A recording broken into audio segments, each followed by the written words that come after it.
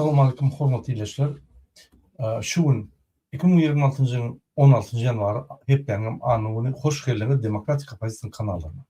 Hormatly izleyijiler, yine şu gün biz iyiden efir geçirdik tekrar mesela Paris vakti bilen ya da 12 Türkmenistan vakti bilen ve protestin yani adamın çıkışı arada bir beyan ettik erteden. Hemme çıkış arada yani ne hemen bolup geçti, kim ýere çıktı, näçe adam çıktı ve beýleki zatlar bir ýertýär.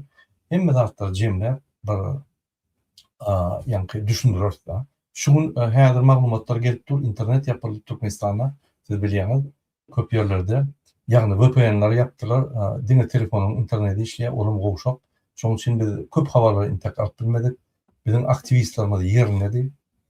Şoň üçin ýuwaş-ýuwaşdan suratlar, videolar gelip başlady. Bize wagt berip, ine şoň üçin biz size hökman düşündürüp, aýt bolýan, gürküt bolýan zatlar gürküler we hökman netijeleri tezimden çykarys, ýöne ruhtan açmak ýok, biz dowam edýäs. Biz şu ýerde Gurbanly Serdar Bermuhammed tutar etmesek biz durmaýas. Hiç wagtda. Kaçan biz durýas, kaçan da şol tutsaňa şamyl. Şoň üçin biz da kansa gitmeli, durmaly, demokratik opozisiýa, DWT halk hereketi soňuna çeli gider. Kynçylyklar köp, kynçylyklar geçmeli bol, sebebi azat aljak bolan şeýle. Sen hiç kim padarka bermeýär. Gurbanlyga hiç kim padarka bermedi azatlygy. Gurbanly Bermuhammedow Niýazow gamhor bolup öldürüp geldi. Ol uly riskler aldy. Ýa-ni kim bilen şonu öldürüp zahvat hökümet edilmese olam öldürdi. Onda da risk aldy. Gorkawym bolsa bizim gorkawym bolsa risk almaly ýörmeli. Başga ýol ýokmu? Şu ýolla urlanan bolar, ölenem bolar, ýa-ni ýeňiş kazananan bolar, gahrman bolanam bolar, gorkanam bolar, hemme adam bolar. Onuň üçin şu ýolla hiç kime günahkarlamaly. Biz bir günahkarlap, sen gorkukla, sen gahrman patriotçylyk oýnamaly. Kirkime düşünmeli. Can bir ýöne azat ýaşamaly. Ine şonuň üçin men size haýyş edýän, hiç kim göwüne degmän, bizim halkymyz beýlik halklardan gahrmandyr. Ananyň häzir düşünmek maksada dogry bir düşündük bilen bak.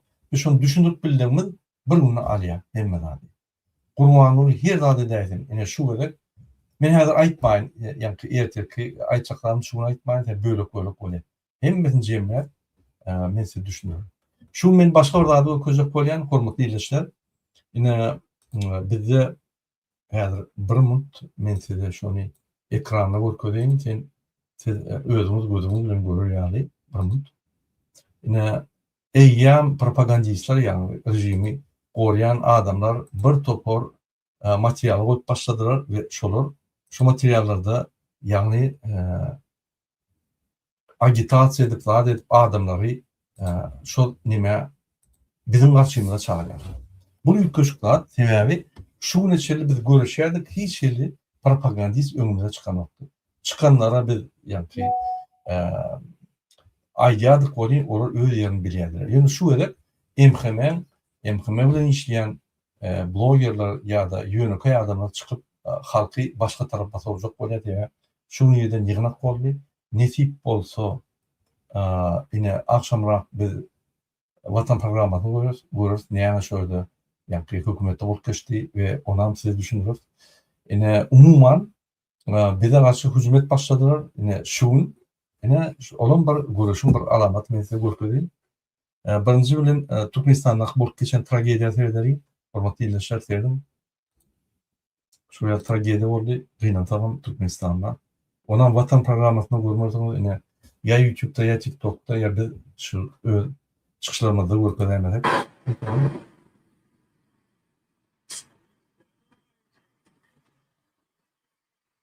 Çek demyan fotoğrafı anlatalım mı? Ana bakına düştü orta kozine sarayım ara. Bakına düştü. Ana sarayım uy bide ana düştü bak. Aşağı da düştü. Ay ne adam var biz nereden? Şu derece yetişmişken çocuk. Ne? Türkmen blogger yani sözümüze düşünüp ben okuyun tamam. Ne şu yazat bolanda avariya bolanda hükman yani yollar kontrol edilýär. Asasan avtoban yollarına muňa highway diýerler ýa-da avtoban ýa-da muňa Fransada ýaly avtobut diýerler. Şu uluglaryň geçen ýoluna hükman yani pajarnikler ýakyn pajarnikler onlar ozonly bölmeli şu ýan bolanda derru pajarnikler uçup gelmeli samolyotdy, vertolyotdy, ne maşyna. Gynatan Türkmenistanda ýollarda hatda gurulýar. Ýöne izi ýok. Men size umumy diýen Türkmenistanda binalarda hatda gurulýar, ýöne arkasy boş. Boş diýenim şoň binalaryň raspırleniýasy ýa-ni ipoteka nimeler düzümleri, kreditler olar ýoga tutanok. Ol adama bir el ýeterlikli däl. Iqtisadi sistema işlenok, sosial sistema işlenok, bir topar bank sistema işlenok. Şoň üçin hemme zat ýa-ni pakazuha. Men şoň üçin ýa. Şoň üçin şu pakazuha döwlet diýip ýöreningizde diňe abloşka we döwletde ýaşapýar. Şoň üçin istenip tragediýa, istenip bir zat bolsa soňu ýok. Ýa-ni hökümetiň soňu ýok.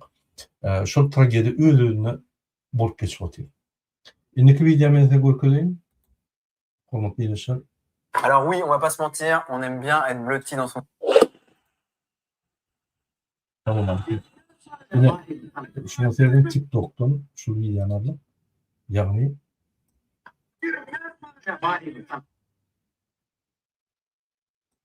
mesela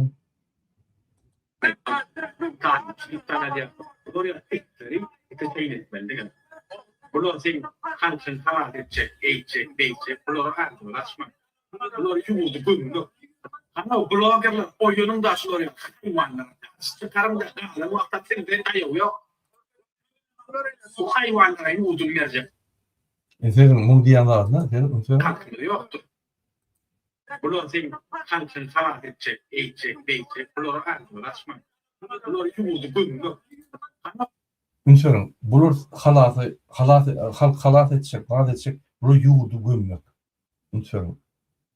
Talip, Nuri, demokratik opozitsiya, DBT, halk hareketi, blogerler, pravozashitikler, adam hakları için görüşe, halk için görüşe, bulur halkı agriya dayatanmak, yuğdu gömmek.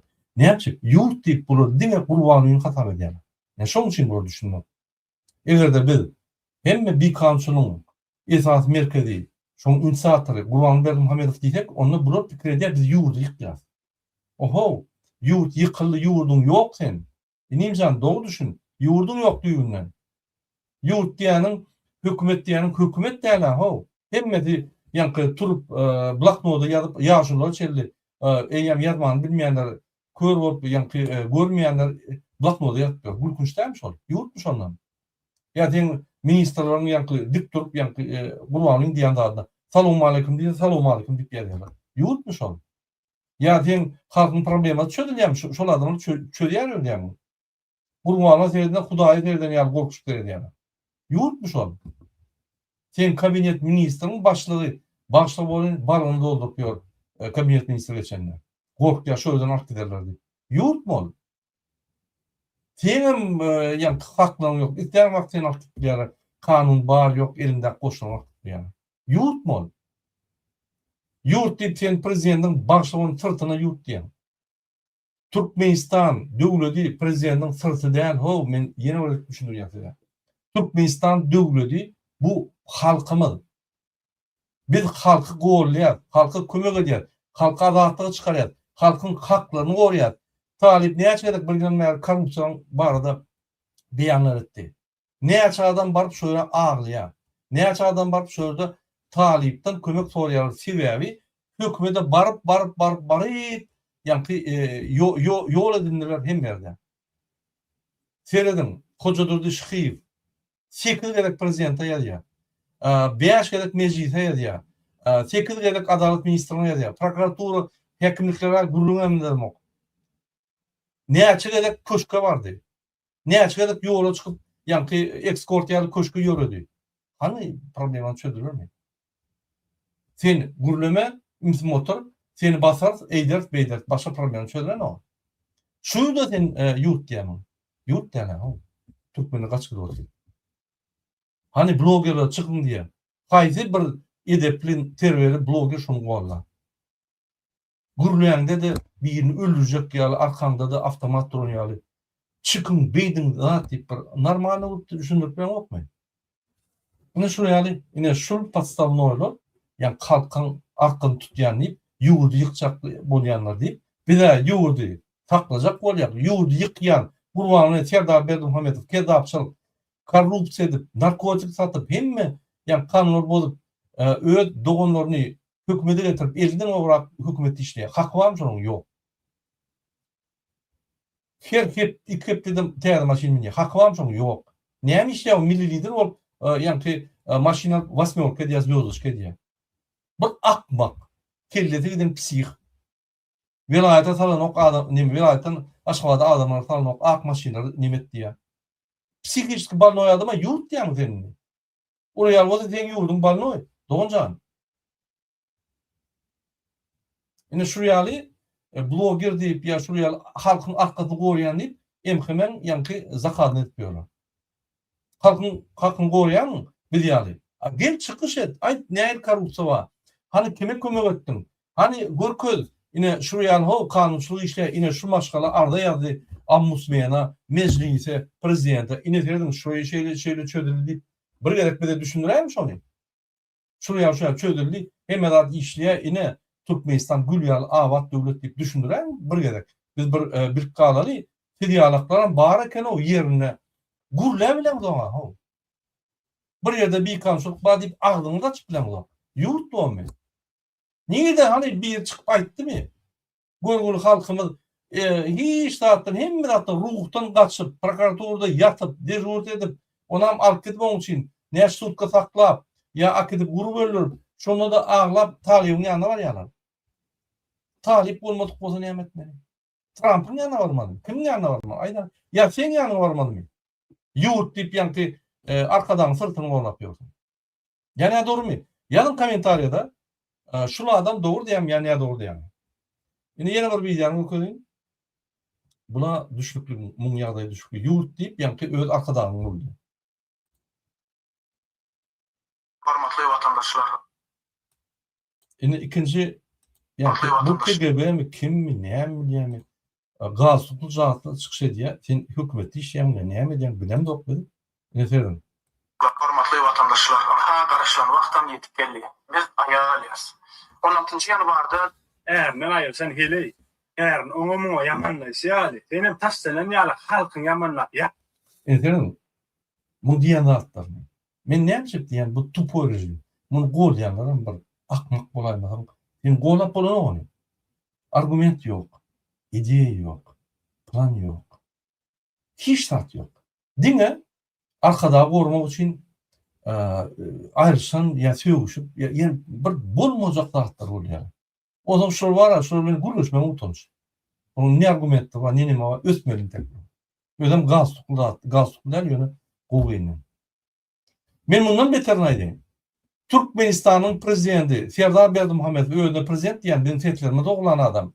4% set almadyk. Bir kanun prezident ideýasy ýok. Siyasat uğrundan kazanan üstünlüğü yok. Programması yok. Programmasından sonradan gürläp bilen yok. Hiç kimler gürläp interview berip gören yok. Adamlardan kaçıp ýör. Bar bilýän adam men ýanyma gelmeň. Öz kollega kabinet ministri men ýanyma gelmeň diýär. Kimin prezidenti? Näme diýip ýör o ýerde? Şu ýaly bir boş kelle näme düşdi şu ýere? Kakasy ulanyp çykyp getirdimi? Yok bolsun, gümmadyn, bir durmuş gerek. Bize döwlet gerek. Ýanky diýişiň ýaly ýurt gerek bize. Şu ýaly boş baklaşy ýurt dolandyrsa, ben niýe edelim? Elbette daşurda işlemeli bolýar. Men oturup analiz etdim, daşurda näme çykyp gidýär adamlar. Diňe aýly üçin neden oklar? Adatlyk. Beýlik halklaryň gazanylan adatlygyny peýdalanýar. Näme diýdi? Oturup akşam gelip çay içerler, internet görýärler. Hiç kim üstüne gelen ok. Teň propiskaň soran ok. Näme işlem köçede diren ok. Ştraf ýöne bir güne eden ok. Üstüne bir kanunçylyk eden ok. Arky. Polis gelse haklaryny bolmaň berýär. Rahatda, parahatçylykda, asuda asmanyň astyna daşar ýutdy. Hakykat suda asman, hakyky parahatlykda, azatlykda. İnternet gerekmi? İnternet. Bardy işejekmi? İşejek. İşlerinde tan guvunu ya seni yank gulyal tereden yok hormat koyuyor. Şoň üçin diýär. Diňe pul üçin ne? Şolardan Türkmenistan'a gaýtdydan eden o, gaýdan o. Men diňe pasport çalyşyp yeni gelýän di patronlardan haýşe diýerim. Ine ýurt. Ýewropa bolsun beýlik ýurt, ine ýurt. Näme Türkmenistan bağım şolakda? Hani interneti şu 4 ýyl ketdiler. Häzirim wpn işlenok. Eýten 34 ýylda ýurt diýen bir döwlede internet ýok. 34 ýylda ýurt diýen bir ýerde o kagazynyň ogulyna hökümet geçýär. 34 ýylda diýen ýurt diýen şu döwlede konvertasiýa ýok, gülkünç. Ýurt bolmuşundan. Şu ýurtda ýaşamak maskarçylyk. Şu Türkmenistan diýip özüňe Türkmen diýmek maskarçylyk, şuraya ýol bolsa. Şoň üçin biz çykýar. Utunjumyz da çykýar. Şoň üçin biz çykýar, şunu aýyrmak üçin çykýar. Biz ýurdy aýrandok, ýurdy berki diýär. Dogry düşünün. Şu ýaly haramdada, korrupsioner, kezzaplar, obyekt kurup gyzylan şanyň tualetler gatnap ýörenler halkyň derdini bilmeýär. Gurbany Berdimuhammedow 19 ýylda bir halkyň bir adamna kömek etdimi? Bir orta çykyp gynanjyny bildirip gördümi? Ine ýurt. Hana aýdym. Milli lider. Ideýasy, plany ýok, siýasatdan zero, edýän işi ýok. Diňe ukaskaçy bilen guruşga edip pul alyp oglap gitmiyor. Bar et bilýän ine şoň ideýasy. Kime gerek oň ideýasy? Kime gerek oň kezzapçylyk? Hani motivasiýa halkyň milli lider? Hani nasional ideýa? Ýok. Hiç şart ýok. Siýasatda nol. Görün siýasatçy ýalwaryp don edýär, it berýär, ýa-da Nobel premiýa bermeli. Dostoyna guruluş bilen oba, geparş bilen o, düşünen o. Psihbannoy. Men şoň üçin idiot diýen. Başga adamyň atyp derler. Ine diňlädiň bu ýanky diýen adamy. Adat demek. Kölöwet näwat börenler diýen. Sen o sözde diýmek, özüň ilki edik gorköz. Bilet alyp menen bar ýany kurly. Bize bir-birimiz iýdirjek bolup hereket etmek hokmanna. Biziň garnymyz dok. Bize birini iýdirjek bolup. Biz näme birini iň dip köçe çykyp birini iň manýak boldy ýatmy? Bu näme bolýar? Biz dok diýär. Ay dok mümkin bolmaýar dok. Ýöne men düşünemok sen. Ne şu aýdyşym ýaly. Men şu maňyny düşünemok. O sözde diýmek, özüň ilki edik gorköz. Bilet alyp menen bar ýany kurly. Bize bir-birimiz iýdirjek bolup hereket etmek hokmanna. Biziň garnymyz dok.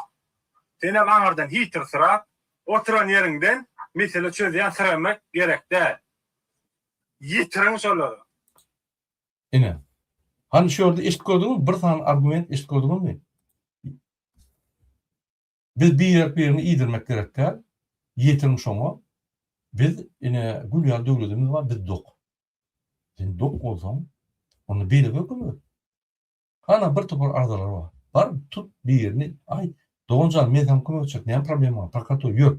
Bar prokuratorda oturdy çözüp gör da. Näme talip oturan ýerde Amerikada çözmek şonu. Aýdyňmy?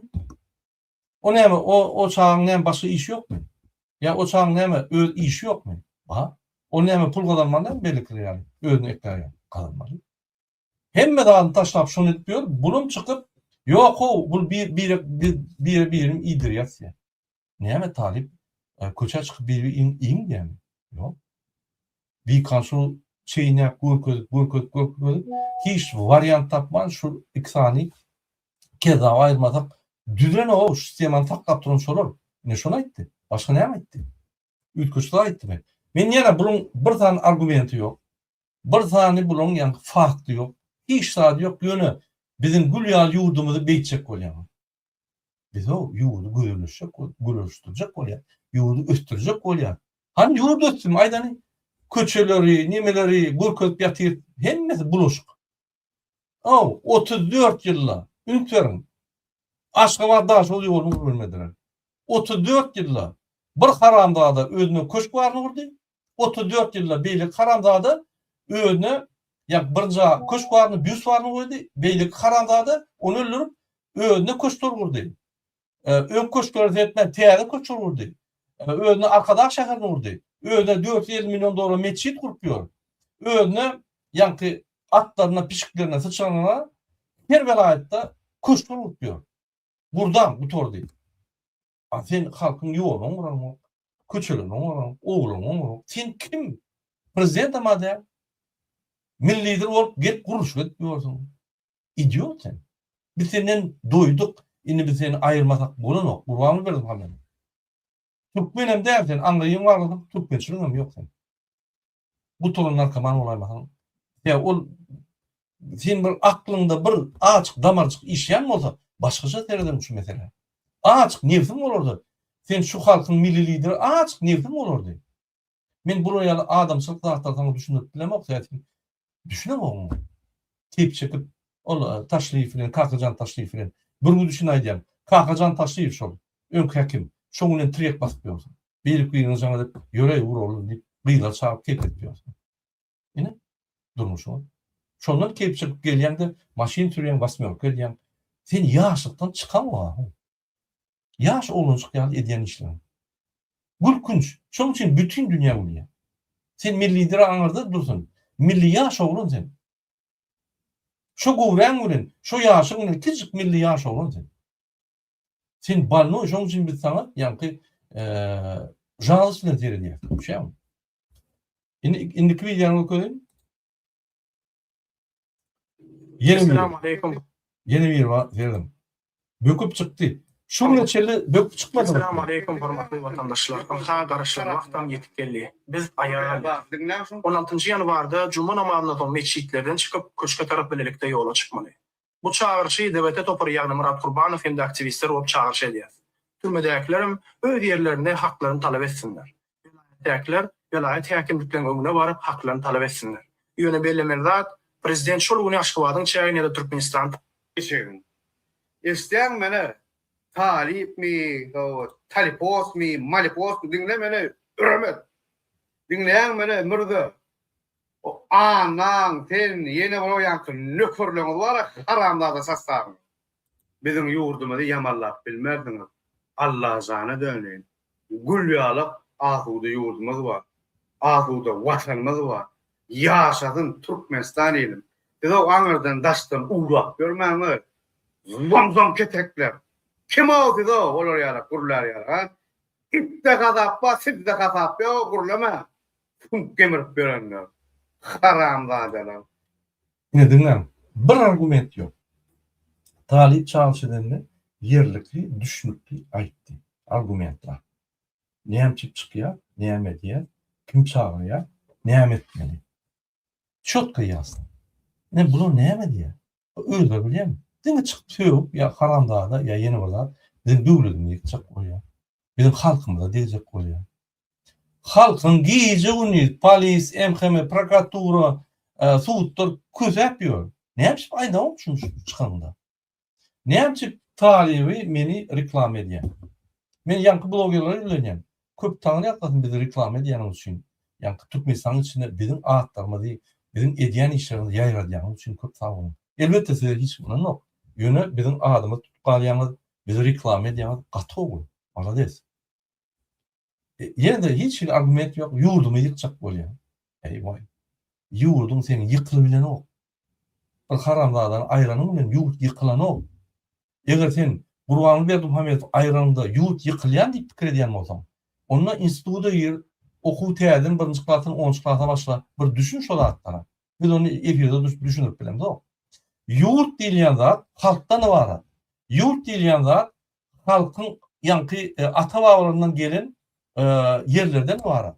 Yurt ol Gurbanlydan ibarat. Tel oraya bolmasa hani 2006 ýyly Gurbanly ýok da yurdum ýokmy diýip. Bady Niyazby ýok 90 çeldi. Tekin merşelli. Näme yurt ýokmy diýip. Bady.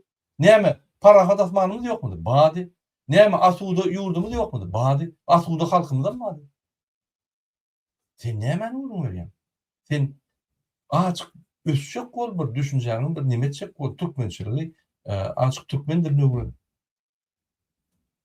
Menem 20 ýyl görmedim türkmençe. Häzir ýuwaş-ýuwaş öwrenip başladym. Seni mi öwren? Kimden azar berýän? Ine ikinji video. Hakik, orijinal haramzadeler.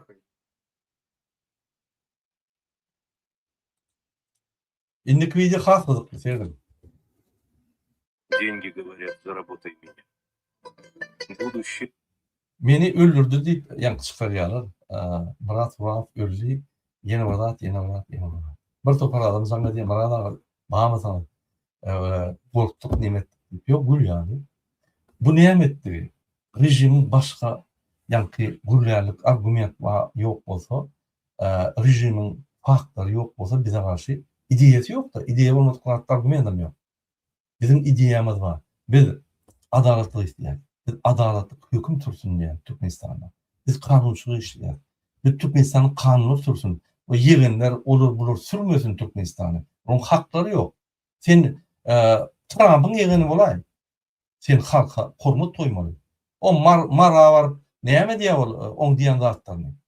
Triyapkanlar bu kurduğunu tıkmalı son. Karamda adamı. Ya başka yerde yeğenlerini diyen dağıtları. Bu kim o? Halk bizim halkımızı illecek o. Ne yapayım sen yankı yeğen aydan o? Ne yapayım şu marlatı yok kaydan oğlunu bloggerlar yankılar siz aydan da o. Ne yapayım halka diyen? Karamda adamı diye. Aytmadım mı? Sen arkada var ya. Gorukçu. Şutan giz. Şonu gorap saklayan. MHM tutup saklayan kıyınca senin olsa YouTube'larda gorap saklayan şunu. Argumentim yok. Bizim bilen neyse efir geçiriyor. TikTok'ta da hatta ben aycan gelin. Gürlüşeli aydın argumentten var. Ne mağdur olsa orta oyun. Eğer siz doğruda yan olsanız biz boyuna gelsiniz. Biz şu kurbanlığın övüşümü yani adamı öptürmez. Argument yok. Bar argumentleri sen galuboy, sen yankı yeni varda, sen erkeği öylünün bir samsık var. Sen yankı ne ettin, yeni varda ettin, yeni varda. Onun adamlar Türkmenistan dağıtacak. Bizim çıkışlarıma seyret mi dedim. Bir yerde biz ayttık mı, yara kalın ya ne miydim? Ya biz yine koşumdan var ya, kaytıp halkın meselesini çözülecek oluyor. Halk çözülmese Trump'ı öldürün. Şunu ulunları instrument hükmünü deydik. Başkalar diyemdi ama. Neyden tapyana bunu? Yine şunun yankı argumentsiz, yalancı, bir yankı faksız gurulayan dağıtlar. Şunun için bunlarla gepleşmeyen bu tonuş. Bir gündürün başlar yankı sıçanı çeldi. Yine vatandaşlar. Yine beni cayladılar, beni reklam ettiler. Ben şunu edena oğlunu ve yankı bloggerlara sağ olsun ayyan, ne yapayım? Biz yitiriklerini tutacak dedi. Biz kuş oynayan yaptığımız oynayacak. Sağ olsun reklam için. Reklamada şeyle var. Sen var da erved aytarlarım, bu aytarlarım demdir. Sen ağrın yaman. Sağ olun bizim ağıtlarımızı yanlanıp, bizim suratlarımızı korkudu yanlanıp. İndiki reklamana korkudu. Bir yerde de yine Murat Buranov öldü. Yeni Murat Bollu. Şuraya. Anayam çip. Yine ünsvererinin hormatlı indeşler. Şu ne çelli? 16. yanvarı çelli. Yankı adamını çıkış etmedi. Talip bir yılla halkı koğrap yankı korrupsiyonlara karşı konuşuyor. Bir yılla. Giyici bunu. Men 5 yıllap çıkış ediyen. Neyme görmediler mi? Neyme bilmediler mi? Neyme yurdu olimpik eğer de biz şuraya yürüyüş ettik. Neyme yurdu şuraya yürüyüş edenler 2020'de olimpik yurdu yıkmadık mı? Ne yapmış kuruldu? Hayır. Hakiki bir rejimin, yani diredik rejimin. Korkup şunu çıkart başladı. Bunun adatı yoktu.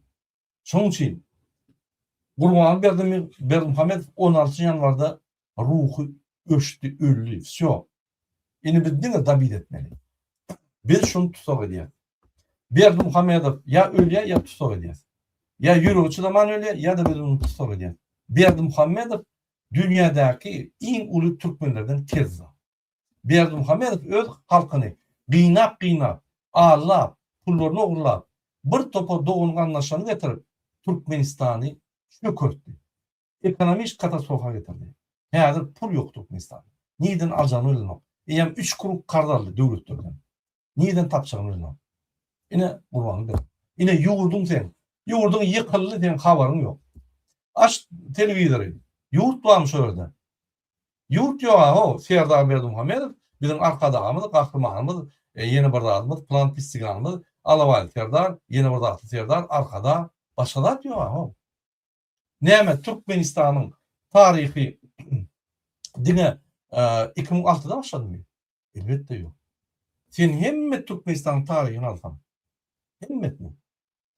Hemmetni şunu bir yıla alsan. Yani var yani geçilen Türkmenistan'ın toprağından Türkmen halkının ömrü, ıkbali, atavarının durmuşları hemmetni bir yıla alsan şeyli. Kurbanı verdi Muhammed. 31. dekabrda 22'nin onlarda dörüyor. Unutmayın. Bir yılla on adı yok. Dine yani 31. dekabrda 10 akşam 10 ya 12'de dörüyor. Onun bir kıyıta vakti. Yine tarih. Ne yapayım şu bir yıllık tarih yok bizde. Sonki iktisatçılık yani bir yıllık sonki iktisatçılık tarih umması hem yerde şu adaydır başkaları aydıran. Ne yapayım? Yanım komentarda ne yapayım? Hormatly dinleyijiler, ine men gıyıtga çıkışımı utoryan, her TikTok'a geçeyim. Kimin toğru olsa biz cevap verir. Men ömürtü geçmeyken YouTube'da soruğumuza cevap verin de YouTube yaparım da TikTok'a geçerim. Bile bolsamız sünk etten peydari eğer Google aynadıp yetsem hem haram hem peydari. Marda köçe doğru adamlar, polisler ajradılar, saklap telefonları bağladılar. Hiç saat etmeyenlerle hiç kime dine telefonda kim video alınma olsa şunu pazdur предупреждать это durum yerine даже отделение актмянderler. Они не понимают, что у талиба харизма, что он естественный, что он справедливый, что он болеет за народ. Думают, что двоих поставят против него, и народ их поддержит. Не будет такого. Хоть они 1000 таких поставят против, все равно ничего не поможет. Так что полиция молодец, halka hak edip, rahat edip arar vermediler. Önkör yani. Men yeni olarak belirleyecek koyan şuraya adam üç önüne polisler katı işlediler. Men şunun için yani polisin içinde hemmet elbette. O adamlar var. Halk tarafına 60% geçikler var. Şunun için size köp tanrıkların polisler bir erti neticeler, her haberler gelip başladı. Erti neticeler şu yerde de sizin emir olmalı ait geçer. Polis, MHM, prokuratura'nın sultan roluna ait geçer. Hükman suratda. Rahat edip adat vermeyenlere önküre yağlıyor. Мы призвали к мирному процессу, 16 января вышли единицы, остальные промолчали. Молчание тоже выбор. Народ Türkmenistan'dan привык терпеть, привык молчать, привык жить в страхе. Bu samsıklara zastavit edip sokturuyorlar. Kim barda neyme diyenini bilen o tekst yazıp verip şey deyip söyleyip deyip sokturuyorlar. Работать за границей и молчать о выследе на родине – это не свобода, это отсрочка. Не думайте, что диктатура не коснется именно вас, она касается всех. Активисты борются за народ, а народ отворачивается от активистов. Нет, народ не отворачивается. Народ вышел. Мы вам доказательства дадим, народ вышел. Есть вопросы. Почему они дальше не пошли? Есть вопросы. Мы рассмотрим эти вопросы в следующих видео. Свобода не приносит на блюде, за нее нужно выходить. Пока вы боитесь, вас считают удобными. Естественно. Молчание народа – лучшая опора диктатуры. Я думаю, в комментариях нам говорят, вы за границей, вам хорошо. Да, мы за границей, потому что там нас не посадят за правду. Оттуда. Мы делаем это не ради себя, а ради тех, кто внутри страны, но, похоже, многим все равно. Пока вам все равно, вас будут ломать по одному. Ни одна семья не защищена, пока нет солидарности. Сегодня я забрали соседа, завтра могут прийти к вам, не бывает чужой беды при диктатуре. Katı Gülkünç bu Tupoylon bu yürüyüşleri клоунин тренда. Те, кто сегодня высказывается, завтра тоже окажутся невнужными. Подхалимство не спасет, оно лишь ослабит расплату. Оскорбляя активистов, вы не защищаете себя, вы ослабляете народ. Те, кто поддерживает несправедливость, тоже однажды столкнутся с ней. История всегда догоняет, пока вы не научитесь защищать свои права, их будут отнимать. Мирный процесс – это не преступление. Преступление – молчать о зле. Сегодня нас было мало, но правда не изменится числом. Мы не сдаемся, даже если нас не поддержали. Народ без голоса удобен. Народ с голосом опасен для диктатуры. Ertir katı köp video çıkar bugün internette yaptılar. Daydalar hekiminin daşlaptılar. Hekimini daşlaptılar. Şu vakt haber verildi. 16 января показала правда, народу не нужна свобода, народу нужно терпение. Не спешите сделать выводы, пожалуйста. Вас не разгоняли, вы просто не вышли. Страх стал нормой жизни. Да, страх давно нормой жизни в Туркменистане. Лайк, прорабатываем яратым видео. Вы привыкли жить на коленях и называть это стабильность, рабство стало привычным, поэтому свобода пугает. Сегодня исчез активист, завтра исчезнет вы. Молчание – это соучастие. Yine doğru diye. Ferden Alişer bilen Abdullah'ın aktiler. Kim uttu? Rejim uttu. Halk uttu mu? Yok. Yani ne motoda şunu cimri düstürüyorlar. Ne motoda problem raydiyorlar. Ne motoda sen can edip öz haklarını düşündürüp biliyordun. O senin problemini yapıp ekranlaydı. Elbet mi? Yok. Senin problemin yaylanıp durmalı. Hem yerde aydırıp dursa Çinoluklar kaçada çöl yaşıyor. Yine şuraya aydayan adamları yok etsek siz yek ödümüz rejim karşısına haline. Düşünüyor musun? Aytmalı adamlar olmalı. Yerine ılgamalı adamlar olmalı. Siyasetçiler öz yerine olmalı. Hemmeler öz yerine olmalı. Ben taksin şoförün barıp operasyon ettirem ama taksçılık etmeyin. Operasyon edin operasyon. Koşun koruyan koşun korumalı. Yani ki MHM nasyonal bizapaslık korumalı. Bir adam korumalı, halkı korumalı. Düşünüyor musun? Her kim öyle işletmeli. Активисты уничтожают за вас, вы даже не вышли. Вам удобнее делать вид, что ничего не происходит. Yaşadın Murat var. Yok bu. Emmem de yaşadın. Neymiş Murat var. Şeyli ırım var. Eğer adamı öldürtür deyip gep yaratsalar, o adam köp yaşar. Murat uzak yaşar. Allah'ın verin yaşar. Öldürür. Olsa öldürürler. Yerin aşağıdan taparlar. Şunun için durmak yok. Bir gidiyat da kalsa. Bunun şanına liderler. Biliyat. Bizi görüp durur. Bizi gidişiyat. Sebebi onu küçük aktivisti nimetten onun bir hayır yok. Yöne bir yanıklar adamla kaldık bize. Şunun için korkuyorlar. Yöne bizi korkutmaz. Biz ölüme давно таем. Так удобнее жить, пока беда не пришла лично. Но она приходит ко всем. Ни одна семья не застрахована. Вы думаете, если молчит, вас не тронут. История доказывает обратное. Bular hükümet jövleri, tüzükler deyip at olmalı. O hükümet tüzükleri doğru yani. Ştangiz, yallaklar buların hükümet tüzükleri. Yine at takmak kovu değil, yine gıyna taklaşalım da.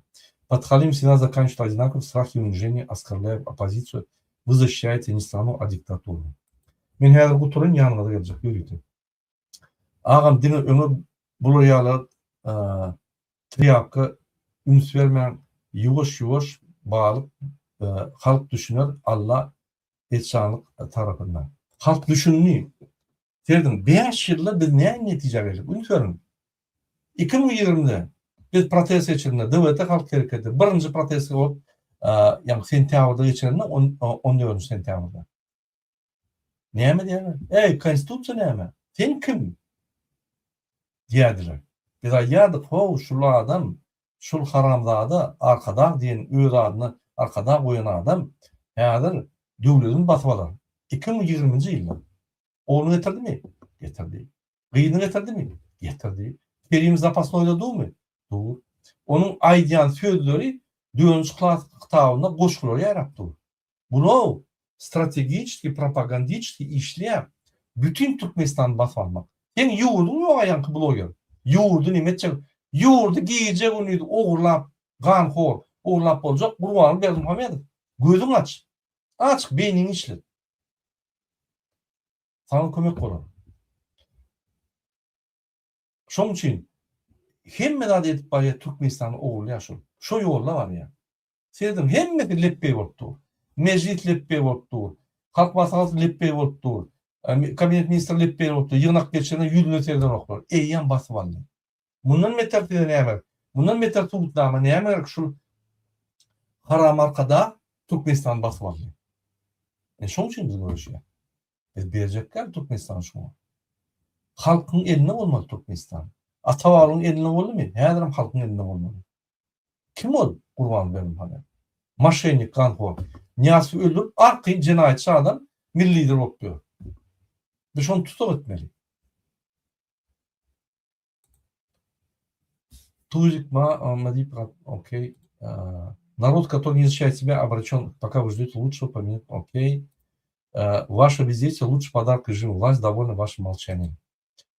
Ahalilar gurlarni Marin halkı Göktepe uçunda gelmeyendir. Marin uçunda gelmeyendir deyip oraya bolyan bolsoru Krasnovod'dan Ruslara koy vermediler onunla. O herhalde millet parçaları geçmeliyim. Bizim hem Mehmet'den her vilayete ben ulu hormat koyan hem vilayete hem adamlara bizim halkından hormat koyan. O aramada millet parçaları ediyen kurbanının mesela çürük tohum, o çürük tohumu adının etedim. Dinlen bu çürük tohum. Çürük tohum olanla tohum düğü çürük. Ne hemen kuruluyor? Ne hemen ondan bu söyler var ya ayıp söylerin başka da bilen var. Tüyüp kuruluşmede gülen mi? Ayakta bolanın ağızda bol nakıl. Katta oluyor. Korrupsiyoner diktatör şokla. Kim tuzik ağzı kollasa koyun karıştı. Murada canı sağ olsun, başındık olsun. İnşallah hem memleket canı sağ olsun. Мы за границей, потому что внутри нас бы уже не было. Мы можем говорить, вы молчите. Мы можем писать, вы прячетесь. Мы можем помогать, вы отворачиваетесь. Turkmenabad химзавода ЧП oldu. Окей. Сурат видео vererek bağolsa. Окей. Диктатура не убирает, она ломает. Сегодня вы зритель, завтра жертва, активисты, не враги. Враги и страх безразличия. Коррупционер, диктаторы, окей. Okey. Men çalıp oturayım, men TikTok'uyla çıkan adam yok. Korkup millet. Значит, полиция тоже на стороне нашего народа. Да, полиция на стороне народа. Bizim halkımız kaçan yaratılışmanın maniyetini hakikaten düşünür. Onu sonra olsa insan olmana başlar belki. Yine hormatı iyileşir. Ben YouTube'da komentarlar oturdum. Veya TikTok'a geçen, kim TikTok'a gelmese gelin. Yeni bir gelen ruhtan düşmek yok. Biz şunu koda getirdik hayatır, kızdırıp, kabin geçirdi kurbanı ılgap. Bunu korkup hemmeleri yank ayağa aldırdılar. Düğünün meğer internet bağlap, VPN'ler bağlap, ılgap diyorlar. Değil mi? Türkmenistan'ın opozisyası. O hükümeti kontrol ediyor. Biz isteyen vaktimiz sonra kabin geçirdik biliyoruz. Biz isteyen vaktimiz VPN'i yaptık biliyoruz. Değil mi? Biz sonra tehdirimiz var. Yine opozisyon tehiri. Entek bu başlangıcı. Halk arkamızda bol güç olaysa bunun külünü çıkar. Hoş sağ olun. İndiki preşkere çevirdim. Beni her TikTok'a gidelim.